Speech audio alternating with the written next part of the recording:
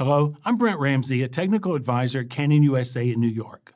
I went from full-time DP to Canon U.S.A. just after the C300 was announced. And in the last 3 years, I've been blown away by the images from that camera. But just like many of you, I've been suggesting improvements as to what the next generation of the C300 should be. Well, I'm happy to say someone's been taking notes. Lots and lots of notes.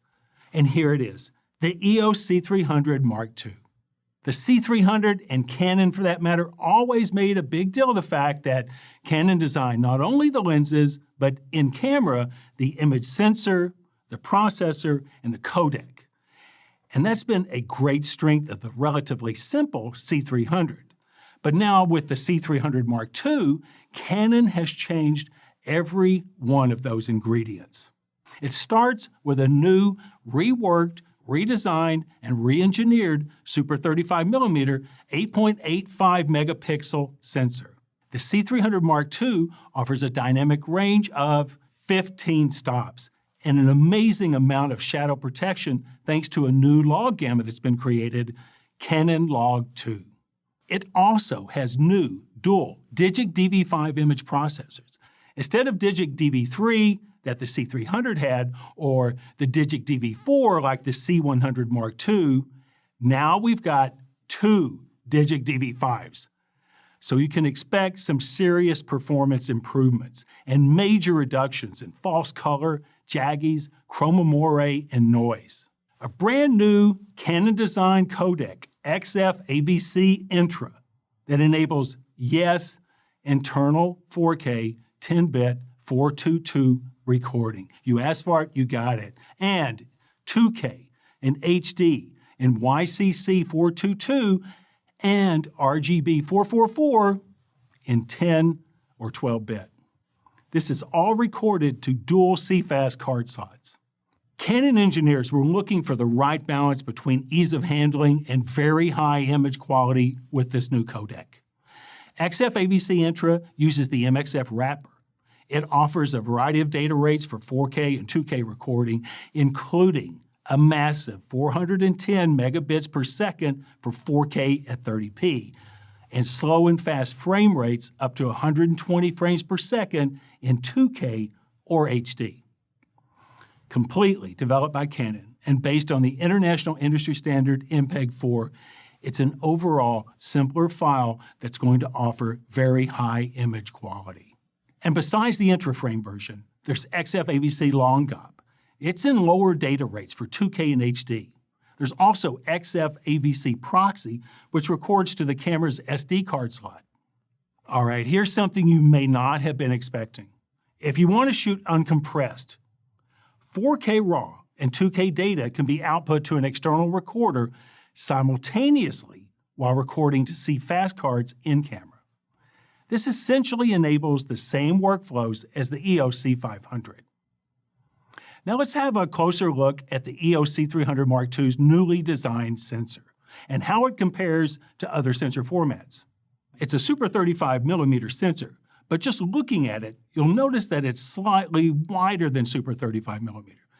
But it's essentially using the Super 35mm portion of the sensor for now. But the extra size is intriguing. They've made many improvements to it, and this includes a redesign to control the light gathering capabilities of the photo sites and improvements to the noise cancellation system. Fixed pattern noise has virtually been eliminated. All of this and much more contributes to the expanded dynamic range of 15 stops and ever lower noise levels. Also, the sensor readout, the time it takes to wipe the sensor clean and refresh it. It's twice as fast as the C300, so rolling shutter distortions have been drastically reduced. Now this is huge. Dual pixel CMOS autofocus ships installed in the C300 Mark II. Now, I know autofocus can be a sensitive subject among professionals, but a lot of us will take all the help we can get when it comes to shooting 4K. So, you can now get some big-time help thanks to some major breakthroughs with autofocus in the C300 Mark II.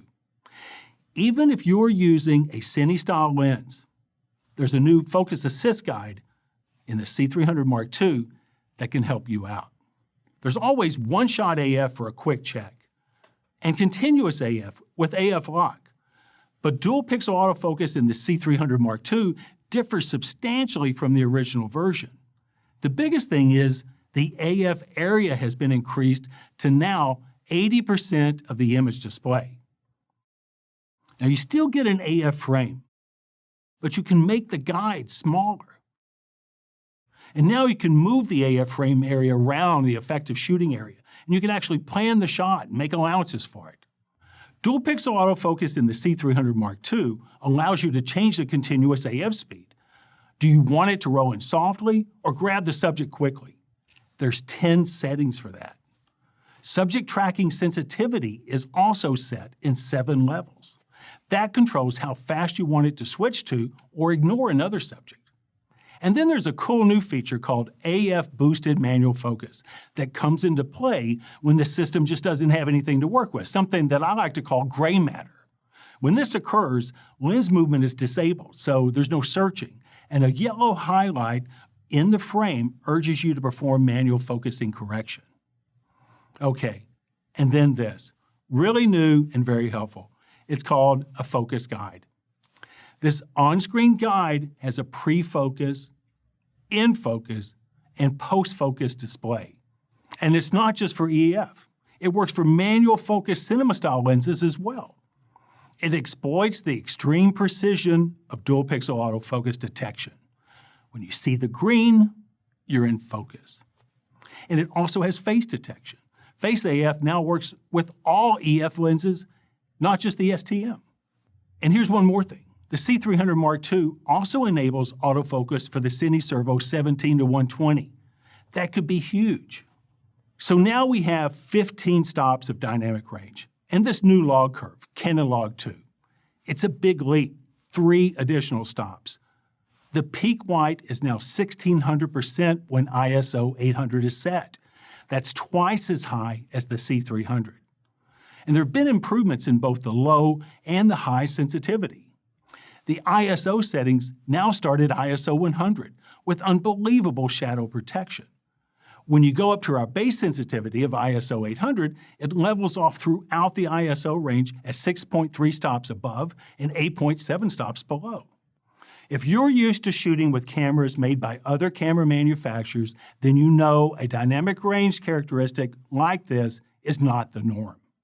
With the Canon EOS C300 Mark II, when you step up in ISO from the base sensitivity on, the disposition above and below middle gray remains the same.